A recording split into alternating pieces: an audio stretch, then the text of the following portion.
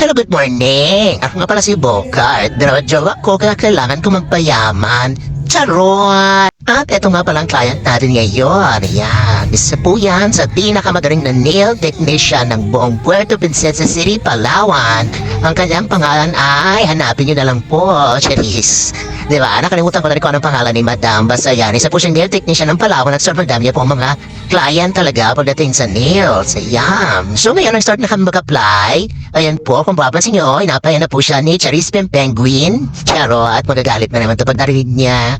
Ayan po ang ating beshi na si AJ Gonzalez na parang kamukha niya si Jake Cyrus. Charis! At after nga natin mapayan ng bleaching, syempre after ibabad, ayan na po ang result ng bleaching at inapay na natin ngayon siya ng parang pangkulay. O, diba?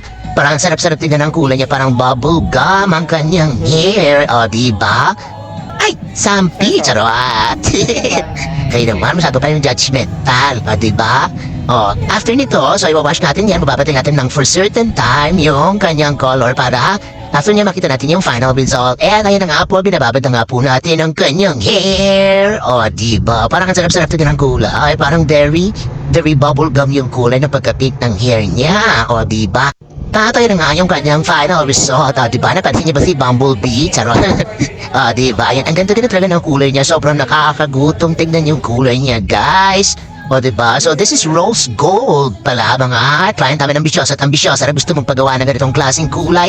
Ayan, alam niyo na kung saan kami pupuntahan. Dito lang naman po kami sa tapat mismo ng Redbox Baltan Street, Barangay San Miguel, Puerto Princesa City, Palawan. Okay.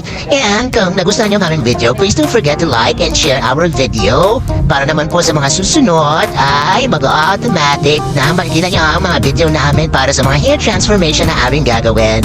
So, yun lamang po. See you soon, guys, and PM na para sa mga gusto magpagawa ng ganitong hair. See ya! Thank you so much for watching!